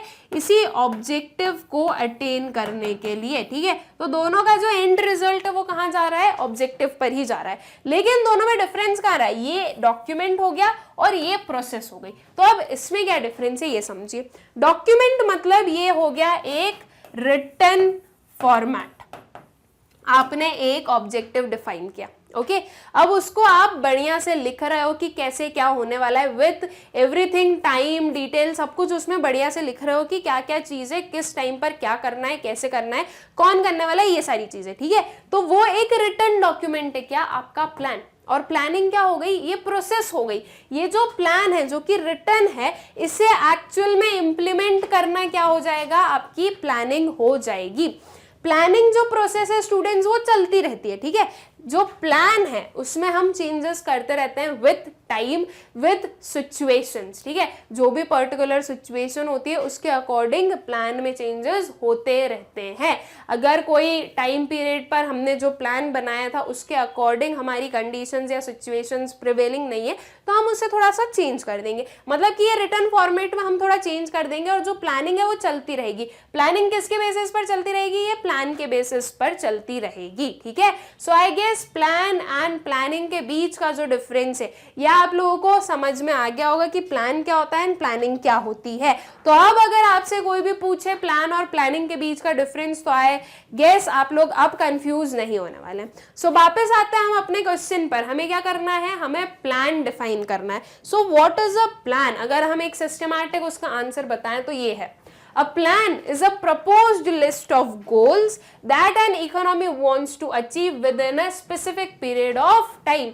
देखो यहां पर क्या टर्म आया students, proposed list of goals। ये जो list of goals है वो आपको क्या डिफाइन कर रहा है, क्या शो कर रहा है कि आपका जो प्लान है उसमें एक रिटन फॉर्मेट है, आपके पास में कुछ लिखा हुआ आपको मिलेगा, लिस्ट मिलेगी, ठीक है। तो लिस्ट ऑफ गोल्स मिलेगी जो कि एक इकोनॉमी को अटेन करनी है, ठीक है। It suggests the optimum ways to utilize the scarce available resources to achieve the unlisted goals, ठीक है। अब क्या बता रहा है भाई, जो प्लान है वो क्या सजेस्ट कर रहा है, ऑप्टिमम वे सजेस्ट कर रहा है कि आपके जो स्केयर रिसोर्सेज हैं उन्हें कैसे यूटिलाइज करें। अब हमें पता है कि रिसोर्सेज कैसे होते हैं, रिसोर्सेज स्केयर होते हैं और जो वांट्स होते हैं वो अनलिमिटेड होते हैं, राइट। रिसोर्सेज कैसे हैं, लिमिटेड है। ये चीजें मैं वापस रिपीट नहीं करूंगी, इसे हमने बहुत अच्छे से अपने 11th क्लास में पढ़ा है कि रिसोर्सेज जो होती है वो स्केयर होते हैं और जो वांट्स होते हैं वो अनलिमिटेड होते हैं, ठीक है। आपके पास में लिमिटेड रिसोर्स ही होगा, जैसे कि अगर वाटर है तो वो लिमिटेड है, आपके पास में अनलिमिटेड नहीं है। एक टाइम के बाद में वो खत्म हो गया तो फिर वो हो गया, फिर हम ऐसे तरसेंगे कि भगवान जी पानी दे दो हमें, राइट। तो रिसोर्सेज जो है वो क्या है, लिमिटेड है, स्केयर है। तो जो प्लान होता है वो क्या बताता है, प्लान हमें बताता है कि किस पर्टिकुलर वे में, कौन सा बेस्ट पर्टिकुलर वे में हम उन स्केयर रिसोर्सेस का प्रॉपर यूसेज कर सकते हैं, ताकि जो गोल्स इसमें इस पर्टिकुलर लिस्ट में लिखे हुए नहीं हो वो गोल्स भी अटेन किए जा सके, ठीक है। तो हमें मतलब कि एक ऑप्टिमम यूटिलाइजेशन भी बताता है plan. In India, planning is done for a period of 5 years।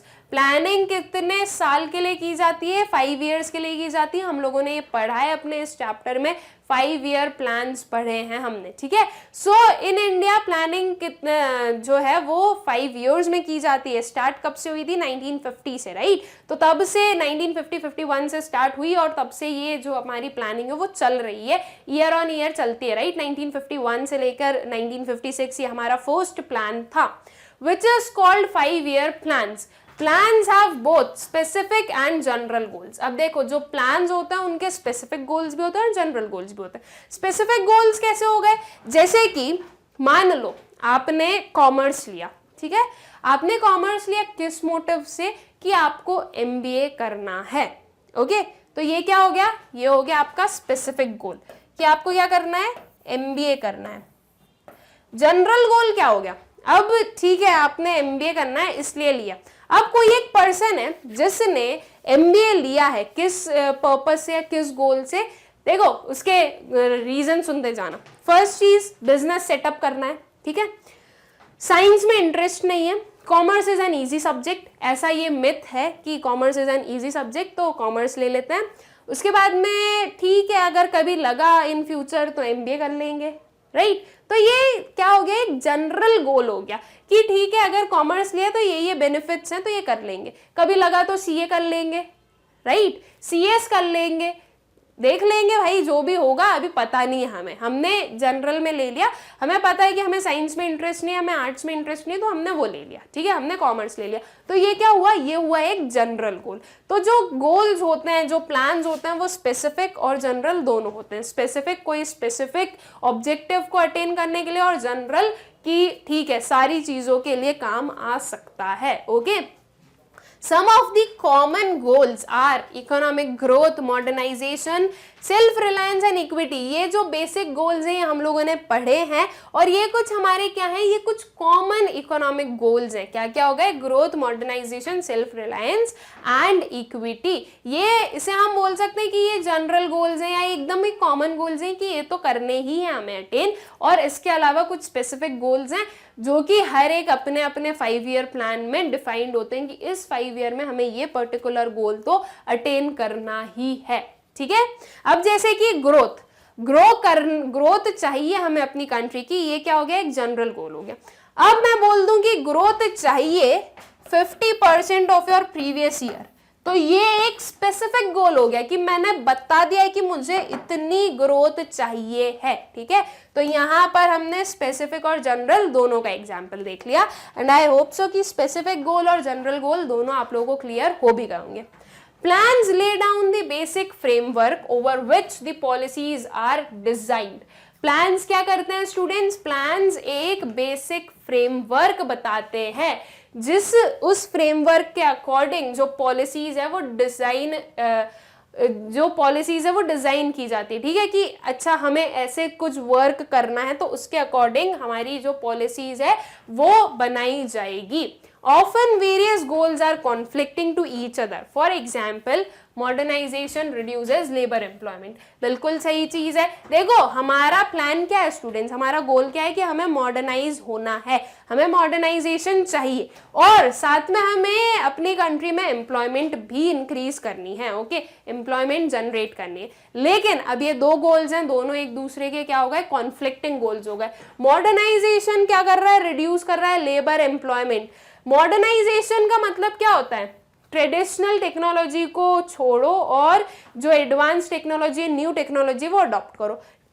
Traditional technology हो गई लेबर इंटेंसिव टेक्निक्स, और जो मॉडर्न टेक्नोलॉजी वो क्या हो गई, कैपिटल इंटेंसिव टेक्निक्स, ठीक है।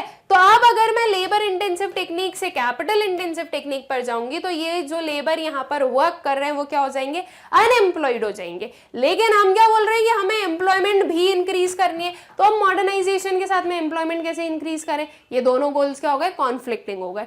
तो जो आपके प्लान्स होते हैं, जो गोल्स होते हैं, वो एक दूसरे के कॉन्फ्लिक्टिंग भी हो सकते हैं, ठीक है। और यूजुअली होते ही हैं कि दो जो गोल्स हैं वो एक दूसरे को कॉन्फ्लिक्ट कर रहे हैं, ठीक है।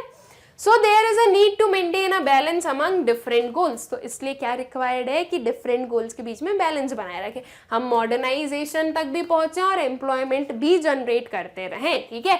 जहां पर जरूरत है वहां पर हमें मॉडर्न होना जरूरी है, और जहां पर जरूरत है वहां पर हमें लेबर एम्प्लॉयमेंट भी रखना चाहिए, ठीक है। तो जो गोल्स बनाए जाते हैं, जो प्लान्स फ्रेम किए जाते हैं, वो इसी वे में फ्रेम करना चाहिए कि वो सबके लिए अच्छे हो, सभी को बेनिफिट करे, ठीक है। सो आई होप कि प्लान जो है, डिफाइन अ प्लान, जो हमारा क्वेश्चन था उसका आंसर आप सभी को अच्छे से क्लियर हो गया होगा। देन आता है हमारा second question, why did India opt for planning. India ने प्लानिंग को क्यों ऑप्ट किया। बहुत ही सिंपल सा बेसिक सा क्वेश्चन, ठीक है, कि भाई प्लानिंग करनी क्यों है। रीजन यही है कि प्लानिंग करनी, मतलब जो क्वेश्चन है अगर उसको मैं और सिंपल वे में बोल दूं तो बस इतना बोल रहा है कि प्लानिंग करनी क्यों है। तो अब यहाँ पर हमें बताना है कि इंडिया में प्लानिंग की क्यों जरूरत थी। स्टूडेंट्स, जब इंडिया को इंडिपेंडेंस मिली थी तो हमारे पास में 3 ऑप्शंस थे। 3 ऑप्शंस भी नहीं थे, आई शुड से कि 2 ऑप्शंस थे कि आपको एक इकोनॉमिक सिस्टम अडॉप्ट करना है। कौन सा, कैपिटलिस्ट एंड सोशलिज्म, ठीक है। जो मिक्स्ड इकोनॉमिक सिस्टम है वो तो जो इन दोनों से बनाया गया था, लेकिन जो हम बोल सकते हैं कि एकदम सोलली अगर एक साइड बेस्ड कोई से हमारे इकोनॉमिक सिस्टम तक तो क्या थे, कैपिटलिस्ट और सोशलिस्ट थे। तो नाउ ये प्लान करना जरूरी था कि कैपिटलिस्ट हो या सोशलिस्ट हो आपकी इकोनॉमी में, तो ये चीज चाहिए थी, ठीक है। तो इसके लिए प्लानिंग स्टार्ट की गई, और जब डिसाइड हो गया था कि हमें मिक्स्ड इकोनॉमी चाहिए जिसमें पब्लिक सेक्टर भी होगा और प्राइवेट सेक्टर भी होगा, तो कौन कौन सी सेक्टर्स आपके पब्लिक सेक्टर के अंडर आएंगे, कौन कौन से सेक्टर्स आपके प्राइवेट सेक्टर के अंदर आएंगे, इस चीज को जो है कैटेगराइज करना या क्लासिफाई करने के लिए हमें प्लानिंग की जरूरत थी। हमने पूरा प्लान किया, पूरा रिसर्च किया, हमने देखा कि हमारे अल्टीमेट गोल्स क्या है, हम कैसे पहुंच सकते हैं, और उसके बाद में हम बताएंगे कि हमें कौन से सेक्टर्स को कौन से सेक्टर के अंदर रखना है, ठीक है। तो इसलिए क्या था, प्लानिंग जरूरी थी, ठीक है। अब इसका एक सिस्टमैटिक आंसर देख लेते हैं हम लोग। Soon after independence, India faced an important choice to opt either for capitalism और सोशलिज्म, ठीक है। अब इंडिपेंडेंस के बाद में ये बिल्कुल आया सामने हमारे कि हम कैपिटलिस्ट चूज करें या सोशलिज्म चूज करें, ठीक है। Finally India, inspired by the extraordinary success of planning in Soviet union, opted for socialism, ठीक है।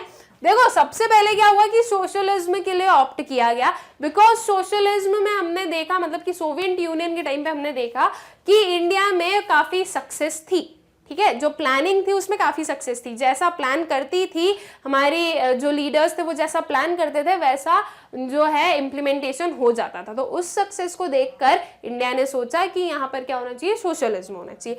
लेकिन जो जवाहरलाल नेहरू थे उन्हें ऐसा सोशलिज्म पसंद नहीं था, और वो इस पर्टिकुलर सोवियत यूनियन के टाइम पर जो सोशलिज्म था उसके फेवर में नहीं थे, ठीक है। तो फिर क्या हुआ, उसके भी चेंजेस देखते हैं, ठीक है। So although Indian political and economic conditions were not as favourable as it was for Soviet Unions to opt for socialism, yet India adopted socialism but with a difference, ठीक है। अब देखो इंडिया ने क्या किया, अडॉप्ट तो किया socialism, but एक डिफरेंस के साथ में अडॉप्ट किया। अब वो डिफरेंस क्या था कि सोशलिज्म हम रखेंगे लेकिन इसके साथ में हम कैपिटलिज्म भी लेकर आएंगे, मतलब कि हमारा जो पब्लिक सेक्टर है वो तो रूल करेगा ही, लेकिन प्राइवेट सेक्टर को भी हम जो है अपने डिसीजंस में जो है पार्टिसिपेट करने का मौका देंगे। अपनी जो सारी वर्किंग होगी उसमें प्राइवेट सेक्टर भी क्या कर सकेगा, पार्टिसिपेट कर सकेगा, ठीक है। India hinged upon the socialist idea with a strong emphasis on public sector and active participation of the private sector in the democratic framework। देखो यहाँ पर क्या है, strong emphasis था किसका, पब्लिक सेक्टर का, और एक्टिव पार्टिसिपेशन था प्राइवेट सेक्टर का। मतलब कि जो हमारी कंट्री थी वो सोलली सोशलिस्ट इकोनॉमी नहीं थी, सॉरी, उन्होंने क्या किया था, उन्होंने प्राइवेट सेक्टर को भी अपने जो डिसीजंस थे उनका पार्ट रखा था। It means that was a mix of socialist and capitalism, okay. तो वो क्या हुआ, वो हुई हमारी मिक्स्ड इकोनॉमी, ठीक है। The Planning Commission 1950 was established with the motive that the government would undertake comprehensive planning for the nation as the whole, where public sector would lay down the basic economic framework and would encourage private sector for their active contribution to the economic growth, ठीक है। फिर planning commission setup हुई थी 1950 में। मैंने आप लोगों को बताया था कि प्लानिंग कमीशन जो है वो 1950 में स्टैब्लिश हुई, लेकिन आज की डेट में प्लानिंग कमीशन किससे रिप्लेस हो चुकी है, नीति आयोग से। एंड आई होप सो कि ये आप लोगों को याद है, नीति आयोग वाज सेटअप 2015, ठीक है। तो तब से जो है हमारी जो प्लानिंग कमीशन है वो किससे रिप्लेस कर दी गई है, वो रिप्लेस कर दी गई है bye NITI Aayog. And I hope so कि वो चीज आप लोगों को याद भी है, ठीक है। तो प्लानिंग कमीशन सेटअप हुई 1950 में, उसमें किस मोटिव से सेटअप की गई कि यहाँ पर जो गवर्नमेंट है वो प्लानिंग अंडरटेक करेगी वो सारे एरियाज में जहां पर नेशन को रिक्वायर्ड है, और साथ साथ में प्राइवेट सेक्टर को भी डेवलप करेगी पब्लिक सेक्टर, ठीक है। तो ये पर्टिकुलर मोटिव से जो प्लानिंग कमीशन है वो सेटअप की गई और जो प्लानिंग है वो की जाती थी, ठीक है। सो आई होप कि प्लानिंग क्यों अडॉप्ट किया इंडिया ने वो आप लोगों को क्लियर हो गया होगा. Then comes why should plans have goals. देखो बहुत ही बेसिक सा क्वेश्चन है, प्लान्स में गोल्स क्यों होना चाहिए. अब क्या हो रहा है इसका मतलब, देखो हम वापस आते हैं आप पर. आपने क्या लिया, कॉमर्स लिया, ठीक है. आपने प्लान किया, क्या प्लान किया है आपने कि आपको एमबीए करना है. ओके क्या करना है भाई, एमबीए करना है हमें. अब एमबीए करने के बाद में क्या करना है, एमबीए करने के बाद में घर पे बैठना है, ये है क्या आपका आगे का प्लान. क्या एमबीए करने के बाद में आपको किसी भी एक अच्छी कंपनी का एम्प्लॉय बनना है, कहीं कोई अच्छी पोस्ट पर, ठीक है. मतलब कि एमबीए करने के बाद में अगर आपका ये गोल है कि आपको अगर आप एमबीए करोगे तो आपको बहुत अच्छे से प्लेसमेंट्स मिलेंगे, इसलिए हमें क्या करना है, एमबीए करना है और कहीं बिजनेस वर्ल्ड में ही वर्क करना है. ओके तो वो आपका क्या है, वो है आपका गोल. अब अगर आपके पास में गोल नहीं है, सिर्फ आपने बोला कि मैंने कॉमर्स लिया बिकॉज मुझे एमबीए करना है. अब इस एमबीए को करके करोगे क्या, आगे का गोल क्या है. आप बोल रहे हो एमबीए करना है लेकिन मुझे किसी भी कंपनी में काम नहीं करना, तो फिर आपको क्या करना है. ये क्वेश्चन का आंसर अगर आपके पास में नहीं है तो फिर आपकी प्लानिंग किस काम की. फिर आपने कॉमर्स लिया क्या सोच के, राइट. मतलब कि अगर इस प्लान का कोई गोल नहीं होगा तो प्लान का कोई मतलब ही नहीं है, राइट. अगर मान लो कि चलो आपको तो इतना भी नहीं पता, और अगर यहां पर भी कंफ्यूजन हो रही है तो इतना भी नहीं पता कि एमबीए करना है, आपने कॉमर्स लिया जस्ट फॉर दी सेक कि हमने सुना है कि कॉमर्स वाले बच्चे काफी मस्ती वगैरह करते रहते हैं, ज्यादा पढ़ना नहीं पड़ता उन्हें, तो इसलिए हमने कॉमर्स ले लिया कि अच्छे से 11th-12th एकदम चिल करके अपनी जो 11th-12th क्लास है वो कंप्लीट करेंगे, ठीक है. तो इस पर्टिकुलर मोटिव से हमने क्या लिया, कॉमर्स लिया. तो मतलब कि आपका अल्टीमेट प्लान क्या था, आपका जो कॉमर्स लेने का प्लान था उसका कोई गोल है, सिर्फ मस्ती करना. अब हो गई भाई 12th खत्म हो गई, अब क्या करना है, अब कॉमर्स ले लिया तो अब करना क्या है, 12th तो हो गई खत्म, अब क्या, गोल नहीं है तो प्लान का कोई मतलब ही नहीं आया. अब आप एक ऐसी स्टेट पर आ गए ना कि आपको पता ही नहीं करना क्या है, तो अगर आपके पास में कोई गोल नहीं होगा तो आपके प्लान का कोई मतलब नहीं है. गोल के बिना जो प्लान है उसकी कोई लाइफ नहीं है, ठीक है. तो प्लान के साथ में गोल होना बहुत ही इंपॉर्टेंट चीज है. अगर प्लान है और गोल नहीं है तो इसका मतलब कि आपका प्लान कोई मतलब का ही नहीं, अगर आप प्लान नहीं करते तो भी चलता, राइट. तो इसलिए goal is the basic element, ठीक है. गोल क्या है, एक बेसिक एलिमेंट है प्लान का. जैसे हमारी बॉडी में एक एक ऑर्गन बहुत हम बोल सकते हैं इंपॉर्टेंट होता है, जैसे कि हार्ट के बिना हमारी बॉडी नहीं चलेगी. अगर हार्ट ही नहीं होगा तो आप जिंदा कैसे रहोगे, राइट. तो अगर हार्ट नहीं होगा, ब्लड पंप नहीं होगा तो आपकी लाइफ नहीं होगी. जैसे हार्ट के बिना हमारी बॉडी नहीं, वैसे गोल के बिना प्लान नहीं, ठीक है. आई होप कि ये जो कंसेप्ट है ये आप लोगों को समझ में आ गया होगा. नाउ ये तो आ गया, अब वहां पर आप हार्ट और बॉडी और ये सब तो लिख दोगे, लेकिन इसको थोड़ा सिस्टमैटिक मैनर में तो लिखना पड़ेगा ना. तो अब उसे कैसे लिखना है और कैसे आप आपका आंसर फ्रेम करने वाले हो वो हम देखते हैं, ठीक है. So every plan should have specified goals. Plan without goal is like life without soul. देखो यहाँ पर भी एक एग्जाम्पल आया, प्लान अगर विदाउट गोल है तो वो किसके जैसा है, लाइफ विदाउट अ सोल. एक ऐसी लाइफ जिसमें सोल ही नहीं है उसके जैसा होता है एक प्लान जिसमें गोल ही नहीं है, ठीक है. While a plan specifies the means and ways to allocate scarce resources to achieve proposed targets, goals are the ultimate targets, the achievement of which ensures the success of plans. ठीक है. Plan क्या बता रहा है, plan बता रहा है means and ways to allocate scarce resources. अब अगर प्लान ये चीज बता रहा है कि आप कैसे आपके जो रिसोर्सेज हैं उन्हें एलोकेट करने वाले हो, किस चीज के लिए, एक टारगेट को अटेन करने के लिए, तो गोल क्या होता है, गोल ये टारगेट ही तो है. अगर आपके पास में टारगेट नहीं होगा तो ये प्लान करके क्या करोगे, ठीक है. ठीक है भाई, हमारा प्लान है या मेरा टारगेट है कि मुझे क्या करना है, 95% स्कोर करना है मेरे 12th में, ठीक है. कितने स्कोर करना है, 95% स्कोर करना है. आई होप सो कि आप सबके रिपोर्ट कार्ड्स में ये देखने को मिलेगा. अगर ये नहीं तो इससे ज़्यादा मिल जाए तो बहुत ही अच्छी बात है, अगर इससे थोड़ा बहुत कम है तो कोई बात नहीं, ठीक है, मैं एडजस्ट कर लूँगी, लेकिन आई होप सो कि 90% के अबव आप लोग स्कोर करोगे, ठीक है।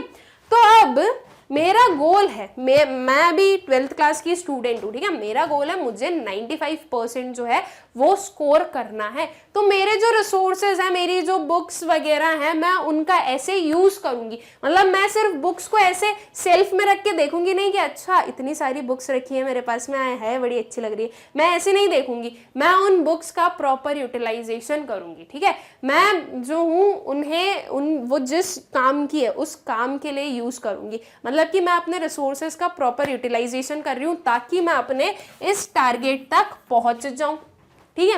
अब अगर मान लो मेरे पास ये टारगेट ही नहीं है, मेरे पास ये टारगेट नहीं है, मुझे बस ठीक है, मैंने सोचा है कि अच्छा ठीक है अपन को तो 12th अब आ गए हैं तो पास तो करनी है, टारगेट नहीं है, फिर भी मैं पढ़े जा रही हूँ। किस मोटिव से पढ़ रही हूँ मैं?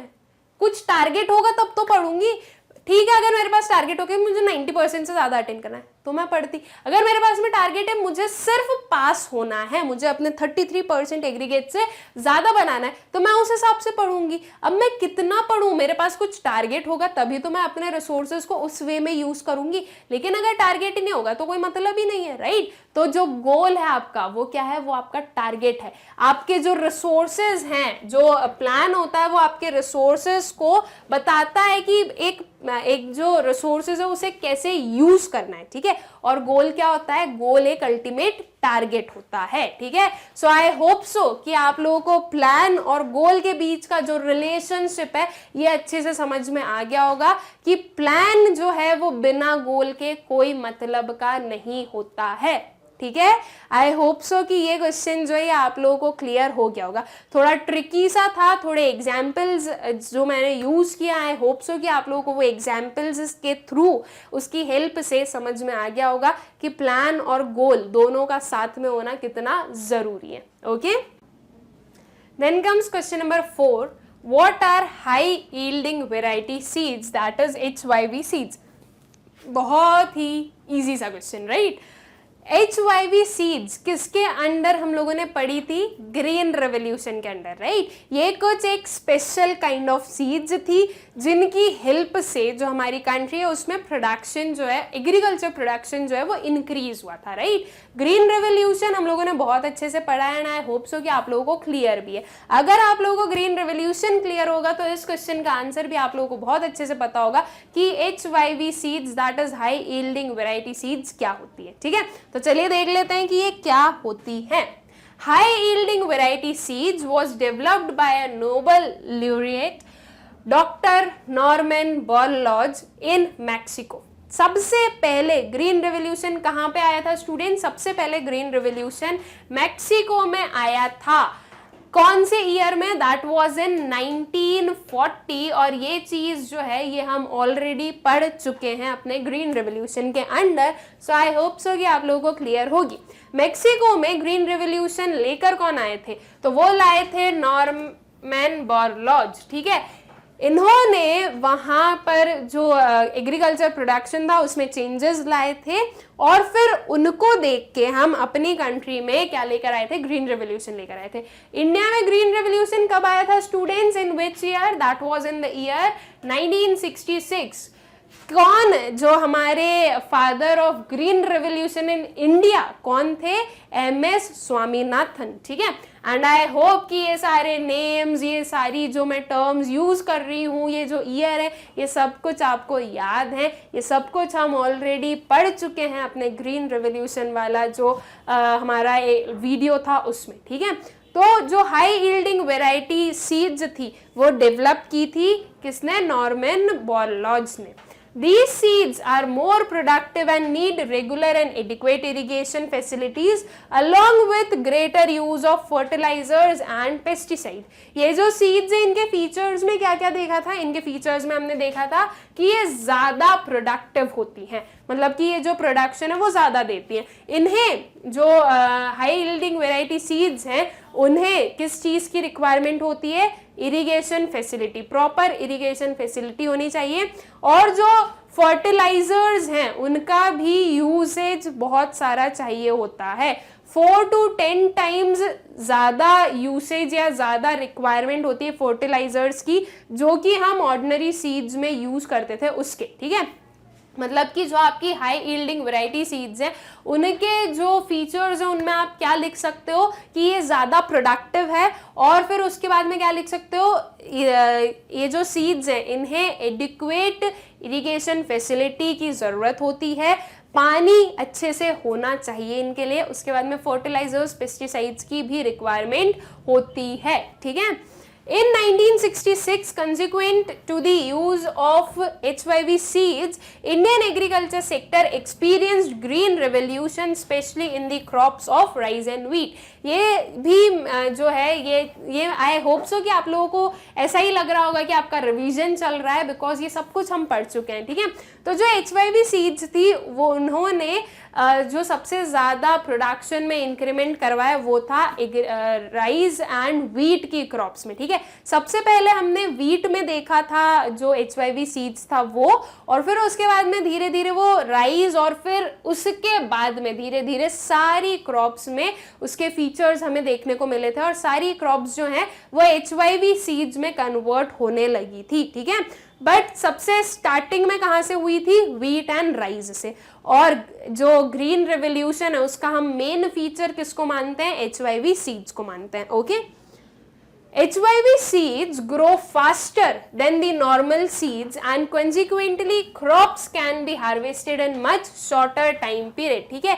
जो HYV seeds थी वो ज़्यादा जल्दी ग्रो करती थी और हार्वेस्ट भी ज़्यादा जल्दी हो जाती थी। जैसे कि अगर कोई ऑर्डिनरी सीड, मतलब कि HYV सीड्स के पहले जो सीड्स यूज़ करते थे, कोई ऑर्डिनरी सीड्स अगर 6 मंथ ले रही थी प्रोड्यूस होने में, पूरी ग्रो होने में, तो वहीं जो HYV सीड्स थी वो 4 मंथ्स में पूरी ग्रो हो जाती थी, और 4 मंथ्स में क्या हो सकता था, हार्वेस्टिंग हो सकती थी। अब अगर 4 मंथ्स में हो रही है तो जो बाकी बचे हुए 2 मंथ्स हैं उनमें कोई और प्रोडक्शन भी कर सकता है एक जो फार्मर है वो, ओके।